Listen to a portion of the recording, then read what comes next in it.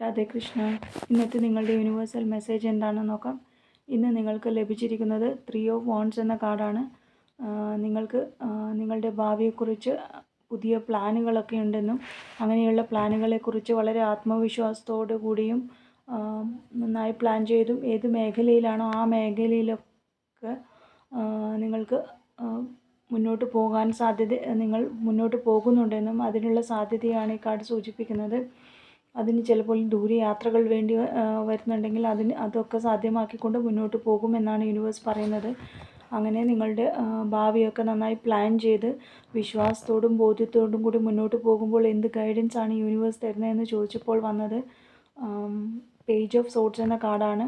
അതായത് ഒരുപക്ഷെ നിങ്ങൾ പുതിയ കാര്യങ്ങൾ പരീക്ഷിക്കാനും നിങ്ങളുടെ കംഫർട്ട് സോണിൽ നിന്നൊന്ന് പുറത്ത് കടന്ന് പുതിയ കാര്യങ്ങളൊക്കെ തുടക്കങ്ങളൊക്കെ തുടങ്ങി മുന്നോട്ട് പോകാൻ നിങ്ങൾ പ്ലാൻ ചെയ്തിട്ടുണ്ടാവാം. അങ്ങനെ മുന്നോട്ട് പോകുമ്പോൾ ഉണ്ടാകുന്ന അപകട സാധ്യതകളൊക്കെ ശ്രദ്ധിച്ച് മുന്നോട്ട് പോകാനാണ് യൂണിവേഴ്സ് പറയുന്നത്. അങ്ങനെ നിങ്ങൾ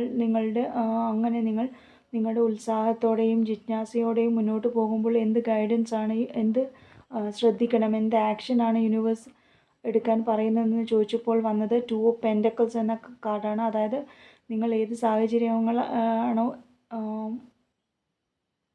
ഏത് സാഹചര്യങ്ങളുമായാണോ മുന്നോട്ട് പോകേണ്ടത് ആ സാഹചര്യങ്ങളൊക്കെ ഒന്ന് ബാലൻസ് ചെയ്യാനാണ് യൂണിവേഴ്സ് നിങ്ങളോട് പറയുന്നത്. നിങ്ങൾ ഒരു വഴക്കമുള്ള മൈൻഡ് സെറ്റോടു കൂടി മുന്നോട്ട് പോകാനും അങ്ങനെ മാറുന്ന സാഹചര്യങ്ങളുമായൊക്കെ പൊരുത്തപ്പെട്ട് തടസ്സങ്ങളെയൊക്കെ അതിജീവിച്ച് ലക്ഷ്യബോധത്തോടെ